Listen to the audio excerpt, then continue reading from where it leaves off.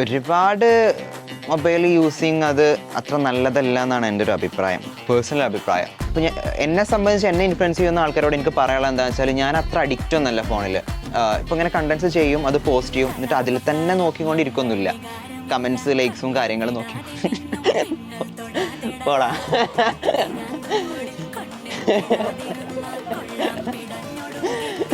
ഞാൻ നല്ല അഡിക്റ്റാണ്.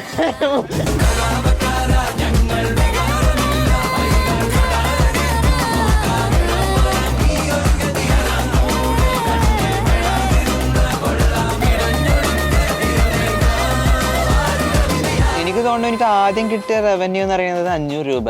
അതെൻ്റെ ഒരു സ്റ്റോറിക്ക് 500 രൂപ എനിക്ക് കിട്ടി. പിന്നീട് അങ്ങനെ വന്ന് ഫോളോവേഴ്സ് കൂടുന്നതിനനുസരിച്ച് പൈസയും കൂടി ഇപ്പോൾ ഞാനൊരു ആർക്കിടെക്റ്റ് ആണല്ലോ. ഒരു ആർക്കിടെക്റ്റിന് കിട്ടുന്ന ഒരു സാലറിനേക്കാളും എനിക്കൊരു റീല് ചെയ്താൽ അതിൻ്റെ ഇരട്ടി കിട്ടാറുണ്ട്. സോ അതെന്നെ സംബന്ധിച്ച് വലിയൊരു കാര്യമായിട്ട് എനിക്ക് തോന്നാറുണ്ട്. ഇപ്പോൾ 500 മുതൽ തുടങ്ങിയിട്ട് 50,000 വരെ എനിക്ക് കിട്ടിയിട്ടുണ്ട്.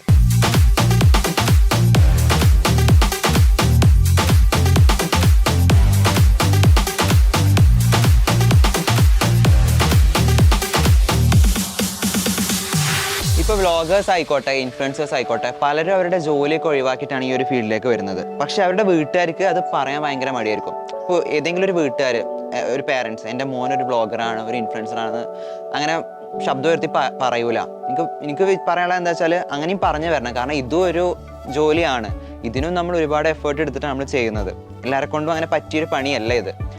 അപ്പോൾ ഇപ്പോൾ ഞാനൊരു ആർക്കിടെക്ചർ സ്റ്റുഡൻ്റ് ആണ്. ഇപ്പോൾ ഒരു ആർക്കിടെക്ചറിൽ ഒരു ഡിസൈൻ എങ്ങനെ നമ്മൾ ഡെവലപ്പ് ചെയ്യുന്നത് വെച്ചാൽ ഒരു ഡിസൈൻ, ഒരു കോൺസെപ്റ്റ് ഉണ്ടാവും, ഒരു design brief, bubble diagram, proximity, അങ്ങനെയൊക്കെ ഓരോ സ്റ്റെപ്പ് ബൈ സ്റ്റെപ്പ് പ്രൊസീജിയർ കടന്നു വന്നിട്ടാണ് ഒരു ഡിസൈൻ ഒരു മെയിൻ എലമെൻ്റ് ആയിട്ട് നമ്മൾ കൊണ്ടുവരുന്നത്. അതേപോലെ തന്നെയാണ് നമ്മളൊരു റീൽ എടുക്കുമ്പോഴും അതിനും അതൊരു കോൺസെപ്റ്റ് വേണം.